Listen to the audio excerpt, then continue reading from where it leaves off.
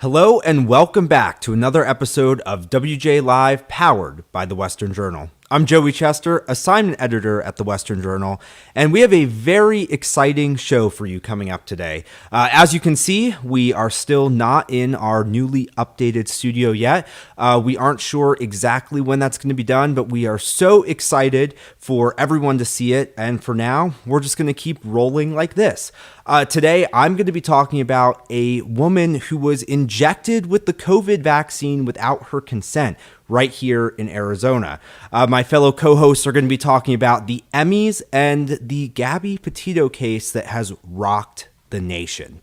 So let's get right into it. I want to read to you this really alarming case of a woman who went to a Walgreens to get a flu shot and ended up walking out with the COVID vaccine that she didn't ask for. This is directly from the woman's Instagram. A few days ago, I went to Walgreens for a flu shot. I arrived a bit early and filled out the necessary paperwork, signing for the flu shot. As I was being given the shot, the nurses said nothing to me other than asking me which arm I would like it in. She gave me the shot, and as I was leaving, told me to come back for my second dose in 21 days. I stopped in my tracks and asked, "I'm going to need a second dose?" She assured me that I would. Confused, I continued to walk out, and that is when I looked down at the card she gave me.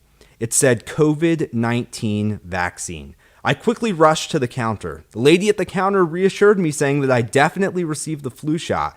I was probably just given the wrong card. She talked to the nurse that gave me the shot and confirmed that no, the card was not wrong. I was given the COVID vaccine instead. They proceeded to say, "Sorry, we are super busy. Things like this happen sometimes," and kept repeating, "We all make mistakes." I appreciate the fact that they at least apologized, but this is more than just a little mistake. Nurses can't just go around injecting people with the wrong shot. I never gave my consent for the COVID-19 vaccine to be injected in my body. Regardless of one's position on the vaccine, I would hope that we can all agree that having something injected into your body should be your choice. Please share this story to help me prevent this from happening to others. And she is right. That is not just a simple mistake. You don't just walk into Walgreens or CVS or your healthcare provider hoping to get a flu shot and walk out with something injected in your body that you didn't ask for. And so I want to share this with you because the establishment media will stay as far away from this as possible. They won't dare get their hands on it. But you need to know about it. You may be contemplating whether or not to get the COVID vaccine right now. You may be planning to get the COVID vaccine soon. And if that's the case, you just need to pay attention to when you go to these places. If you're going to get the flu shot soon, pay attention. We live in a time when, yes, mistakes are made. People are careless. That is not acceptable. If you go into Walgreens or CVS and you're about to have something injected into your arm, make sure it's what you asked for. Like I said, this is not a mistake. You can't just excuse these things as a mistake. You can't laugh them off, say, "Oh, we're super busy, things happen." Because what would have happened if this was a situation where the person who accidentally was given the vaccine had a real medical reason to not get the vaccine? What if this person would have died if they got the COVID vaccine? Mistakes like this can't happen. Where is the oversight to make sure these things can't happen? We have Joe Biden mandating the vaccine. Is he paying attention, making sure that things are done correctly? I don't think so. This is a really alarming case, guys. You need to pay attention to the healthcare you are getting. We live in a time when medical tyranny is common. We live in a time when medical tyranny is accepted. We live in a time where maybe people have ulterior motives that they just pass off as mistakes. I want to make sure that this never happens to you. So all I'm asking is that you please pay attention when you are at your healthcare provider or at Walgreens or CVS. I'm not saying don't get the vaccine. I'm not saying to get the vaccine. I'm just saying pay attention. What we put in our bodies is our choice and no one else's. So pay attention. Now I'd like to send it over to my co-host, Grant, who's going to talk about the Petito case that has rocked the nation. Thank you guys so much for listening. So one of the biggest stories that's happened over the past couple of days, even over the past week, has been this Gabby Petito disappearance, social media influencer. So I've got a timeline here. It's spliced together from dates that were from WABC TV and the New York Times. I just want to read kind of a timeline for those who maybe aren't familiar with the case. So on July 2nd, Petito and her fiance, whose name is Brian Laundrie, they left for a month-long trip around the country. They said that they're going to be going to national parks, going to be camping, visiting, just doing the sorts of things that you do on a cross-country road trip such as that. And so everything seemed to be going well. On August 12th, Petito posted a picture of herself on Instagram. She was at Arches National Park in Utah. That day was the first day that there seemed to be some sort of issues going on between the couple on their trip. It was reported that there was a call to the police because there was some sort of dispute that went on between Laundrie and Petito. There is police footage, body cam video of them kind of discussing this incident with both Laundrie and Petito. Laundrie has some scars on his neck and arms. It looks like Petito has scratched him. And the police said that they were going to arrest Petito for her role in this dispute that they had. But the two apparently told each other, according to the New York Times, that they were, quote, desperately in love and didn't wish to see anyone charged with a crime. And so the police decided not to arrest anyone.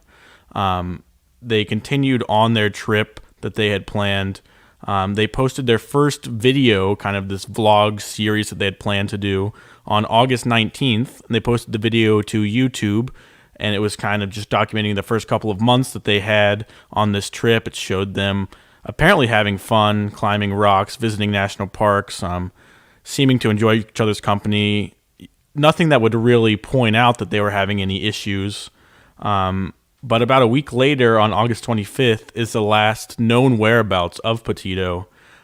She was last known to be in Grand Teton, Wyoming on that day, August 25th, according to her family. And they say that she was heading to Yellowstone National Park. Then on August 30th, her mother, Nicole Schmidt, received a text from her phone that said that there's no service in Yosemite. The mother has since said that she doesn't believe that Gabby sent that text. She believes that it was sent by someone else, presumably Laundrie, but she believes that it wasn't Gabby who sent that text. Then just a couple days later, on September 1st, Laundrie returned home to Northport, Florida, in the white van that they had been traveling in across the country, and he was mysteriously by himself. There was no one else with him. Gabby was not with him, and the family did not find out about it, presumably, until September 11th. That is when Petito's family reported her missing. And so it seems that they didn't know until that day, or at least somewhere around that day. So there was about a 10-day period in there where Laundrie had returned home by himself, and nothing was reported to the police until 10 days later. So there's obviously some questions there. The police showed up at Laundrie's house. He had returned to his parents' house, and so they showed up at the house, asked his parents about it, and the only thing that they were able to give him, or that they chose to give the police, was a note with a lawyer's phone number on it, and they said, you can call this lawyer, we're not going to comment at all. And so on September 15th, Laundrie was named as a person of interest in the case, and then on September 19th, which was just yesterday, FBI in Wyoming found remains of a body that were, quote, consistent with the description of Petito, but they said they still need a full forensic ID to determine for sure that it is Petito, but they believe that it is her. On that same day yesterday, authorities in Florida were searching a park in Sarasota County called the Carlton Reserve because Laundrie himself has since gone missing. His family says they haven't seen him since last Tuesday, a week ago. And so he has been reported missing as well. So they're searching for him as he is a person of interest in this case. He's the last person that was known to have contact with Gabby Petito, and they have yet to find him. So obviously there are still many questions regarding this case. There are still a lot of unanswered questions that we have. We think, or the FBI thinks, that they've found the body of Petito. They're not sure, so obviously that question needs to be answered. Another question that needs to be answered is, what was Laundrie's role? Where is Laundrie now, obviously? There are so many things. There's so many reasons that this case is riveting, that it's one that should garner national attention, which it has. It's been on nearly every news outlet. It's been on social media, been gaining a lot of attention there. And of course, because Petito is a social media influencer and that they were documenting all of this trip on their social media accounts, it would make sense that this case would gain so much national recognition. It's just kind of the way that the world has been going these days, is that, when someone is famous on social media, everything that they do becomes, must-see news for these people who watch entertainment type channels like that. And when something tragic happens, such as, Petito going missing and most likely being murdered, we're not sure, but at this point it seems likely that they found her body. So when something like that happens, it's obviously a very big news story. It's going to gain a lot of attention. And so to me, that's why this story has gained a lot of attention. But on social media, there are a lot of people, presumably on the left, who have been saying that they think that the reason this case is gaining so much attention is because Petito is an attractive white woman. And they think that that is why this case is getting attention. And if she were a black woman, that this would not be the case. So we have a tweet here from Holly S., who, from her profile picture, is herself a white woman. And she says, quote, "I am struggling with the Gabby Petito case. I am extremely sad for her and the situation. I am also sad about how much attention this case has gotten, because she is a beautiful young white woman. There are cases that happen across the country with people of color that never see the light." And honestly, if you are reading about a murder case, or a missing person case at the very least, that could be a murder, and there's this tragic story of a daughter who's missing, a family who no longer has their daughter, who is maybe not in mourning quite yet because they're not sure that she's dead, but they're very concerned, obviously, and they may be in mourning soon if it is confirmed that their daughter has died. So all these things, all these emotions going around, clearly a very difficult situation. If your first instinct in that situation is to try to play the race card and to say that somehow it's racist that this is being covered, honestly, I don't understand how you can be so heartless to say that. Even if that is true, there's been studies to this phenomenon, which the left likes to call white woman syndrome, which again is a racist name in itself. But there's been studies because people are wondering if missing people cases like this, if they are disproportionately covered for white people. And honestly, I was looking at a little bit of the data, and most of these studies have been inconclusive. There's been conflicting data about whether white women are more covered when they disappear compared to other races or men even. There's conflicting data. There's not really any sure study that says, yes, white women are covered so much more than any other race or gender when they go missing. But even if there was, I mean, to bring that up as this case is still open, as they're still looking for this guy who may be a murderer, as the family is still mourning, they've just found the body yesterday, and your first instinct is that you're going to start talking about race, and that you're going to call it white woman syndrome, that this young lady is being covered in the news because she's missing. It just comes across as really heartless to me, and I don't understand for a party in the Democrats who says that they care so much about other people. They're the party of caring. They're the party of just compassion. This is just a really non-compassionate statement that they have, and it's not just this woman. There's a lot of tweets to the same effect. All you have to do is search Gabby Petito white woman syndrome on Twitter, and you'll see many, many tweets to this effect. I did it just before this show, and it's shocking how many tweets there are. Another tweet that I saw that we can pull up as well is, I would say, even more outlandish than that first tweet. It's also from a white woman named Holly, so I'm not sure why white women named Holly seem to be really passionate about calling this case racist. But this is from another white woman named Holly, and it says, quote, "Imagine the media narrative and the police response if Brian Laundrie were a black man and Gabby Petito were still a white woman." Now, this is just completely insane to me. I don't even understand the point that she's making or even trying to make. Because first of all, he's not a black man. I mean, he's a white man, he's a white male, and he's missing, and he is a person of interest in a murder case, and so he's being covered in the news.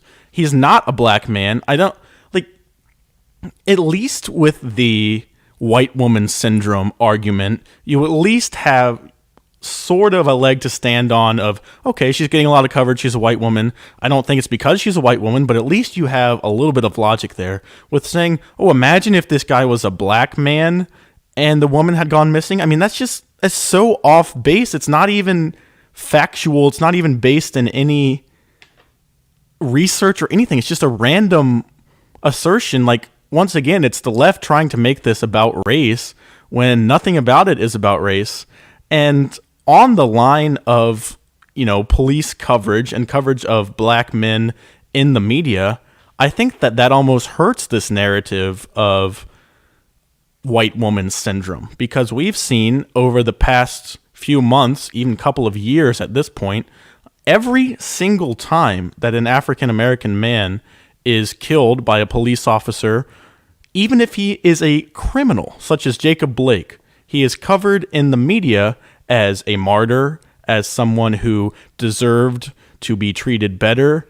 And even if you were running at a police officer with a knife, as Jacob Blake was, you are glorified in the media because you're an African-American male and you fit the leftist Black Lives Matter agenda. And so to say that there's somehow an unfair coverage of black men in the media is utterly ridiculous. All you have to do is look at the press coverage from the last year and see that black men who are criminals have been glorified in the media. So if there's any sort of unfair coverage, it's not because black men are vilified. That's not happening in the mainstream media, and it won't happen anytime soon because it doesn't fit their leftist narrative. So obviously, this is still an open case. Very tragic. Our prayers go to the family. We hope that they are able to locate Laundrie. They're able to find out what happened to Gabby Petito, whether she is in fact the body that was identified, that they can just get some answers, get some justice for what happened to their daughter.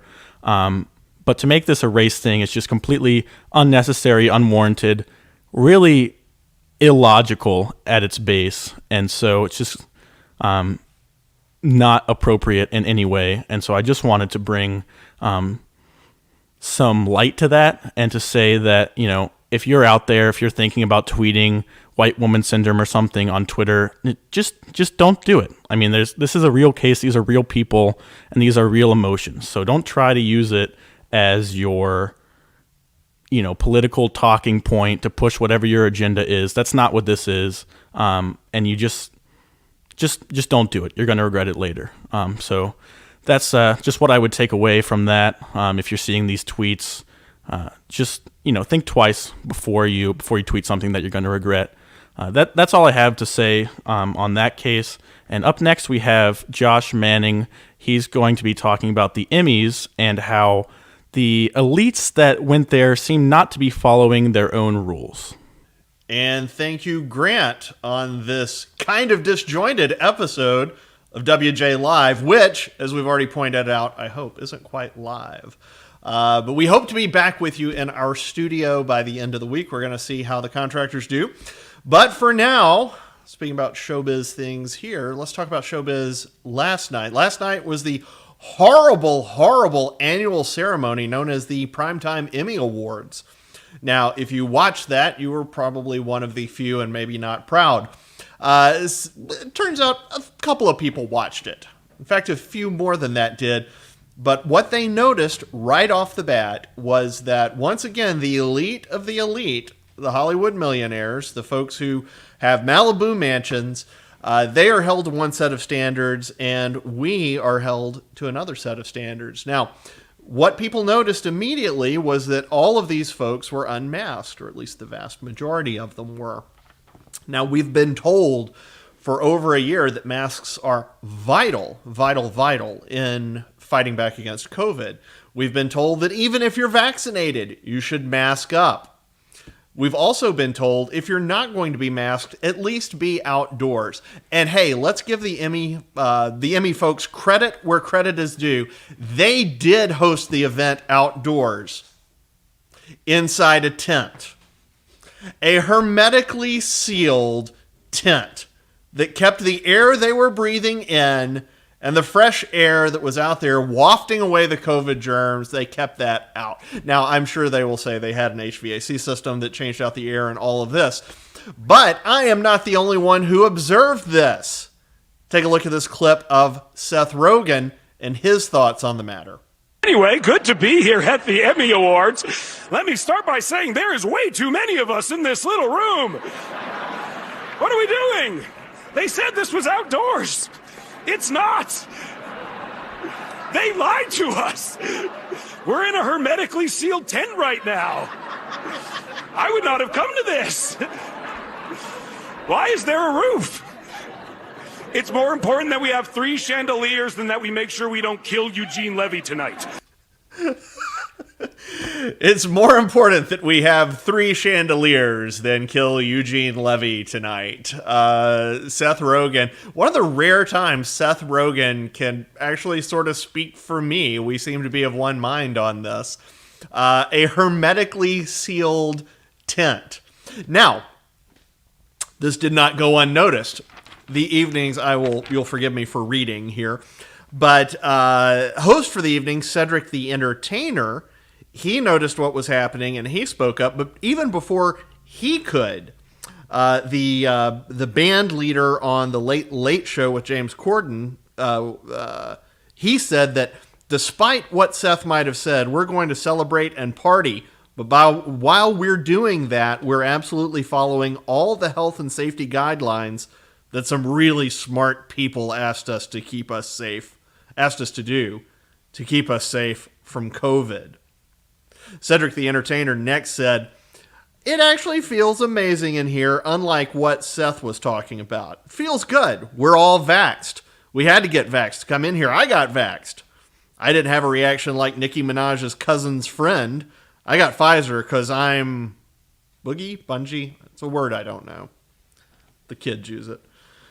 Pfizer's the Neiman Marcus of vaccines. Moderna, that's Macy's. Johnson & Johnson, that's TJ Maxx," he said. According to Emmy organizers, tables were set at least 6 feet apart to meet COVID protocols. The audience was smaller than initially planned. The audience featured only nominees who were able to bring 1 guest, and each person was tested and vaccinated. That's according to USA Today. Now, I love that they're saying the tables were 6 feet apart. Now, if you've ever gone out to eat, you've maybe noticed the tables at a minimum are 8 to 10 feet wide. So they had to be 6 feet apart. And if you look at the video of it, no, they are piled in there. So this goes back to a theme that we have seen play out throughout the pandemic. And it goes to a theme that we have seen play out with the left in general for years. The comment from Animal Farm was all animals are equal, but some animals are more equal than others. And that's what's happening here. You have a gathering of animals who are more equal than the others. These are the elite of the elite. These are the guys who get to use their private jets to go talk about global warming. They're the ones who want to restrict pollution, restrict water usage, yet somehow they all have mysteriously green yards in the summer. These are the people who have one set of rules for everyone else and a different set for them. One of the themes we've seen with parties with the elites is people without masks, while the servants at the party do wear masks. Again, all animals are equal, but some are more equal than others. And that is the issue in the U.S. right now. We are divided, and we are divided not so much along party lines anymore. It is now clearly a division of the elites versus the rest of us. The coastal residents, people who are cosmopolitan, who consider themselves citizens of the world, versus those of us who consider ourselves citizens of the United States. and who have more in common with each other than we do with people in Europe or in Asia, unlike those who live on the coasts. Now, what's going to happen with this, who can say? What I can say is that the more times the elites, the more times the Hollywood rich, the Hollywood liberals get together and do this, the more transparent it's going to become. I started this off joking about Emmy ratings.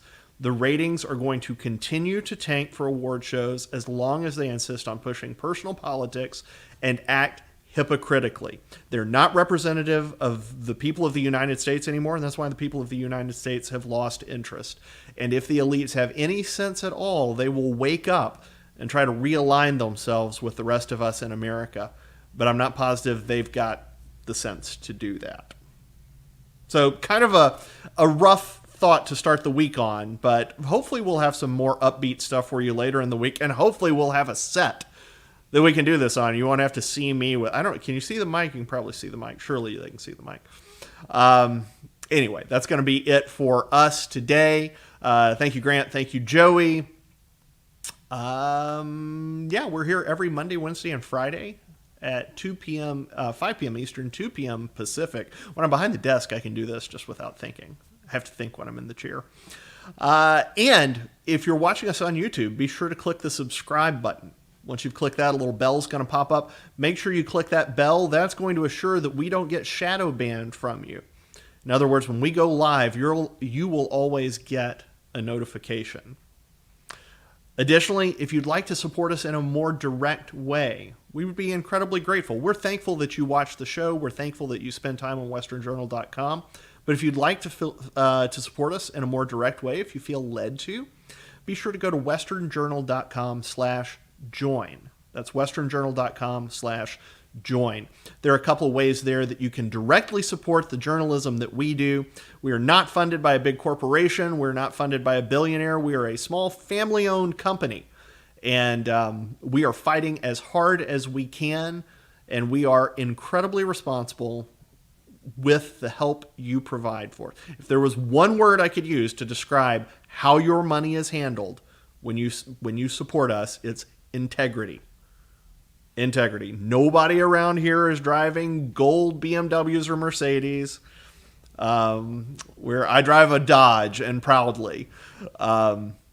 We will do the best we can to stretch your money as far as we can to, again, hold the left accountable, to fight for conservatism, fight for the America that we know and love. So until Wednesday, this is Josh Manning with the Western Journal. We'll see you soon.